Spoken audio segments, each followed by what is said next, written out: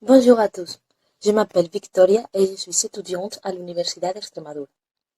Vous avez des problèmes avec les types de métaphores? Dans cette vidéo, nous allons montrer les différences entre métaphore in presentia, métaphore in absentia et métaphore filet.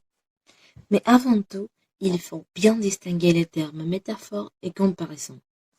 Une métaphore est une figure de style à travers laquelle on désigne une chose à travers le nom d'une autre. C'est-à-dire, on exprime une réalité ou un concept par un autre qui a certains rapports de similitude. Au contraire, une comparaison est une figure de style qui utilise des termes comparatifs. Vous allez mieux comprendre avec un exemple. Dans la phrase « sa peau est la neige d'hiver », nous trouvons une métaphore. Les comparer, c'est la peau, et les comparons, c'est la neige d'hiver.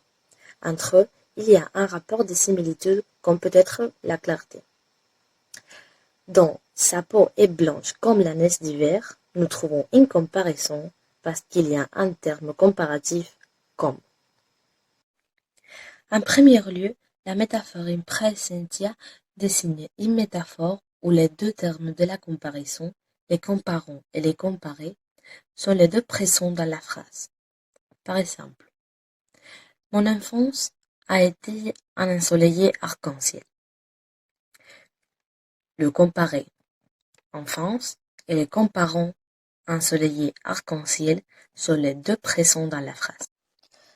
En deuxième lieu, nous avons la métaphore in absentia, qui propose au contraire une métaphore dont le comparé est absent. Il doit être évoqué par le destinataire. Par exemple, cette lumière qui allume le nouveau jour. On ne nomme pas les comparons, mais on doit savoir par les contextes qu'on fait allusion au soleil. Finalement, et en troisième lieu, nous avons la métaphore filet, qui est constituée d'une série de métaphores qui abordent les mêmes sujets.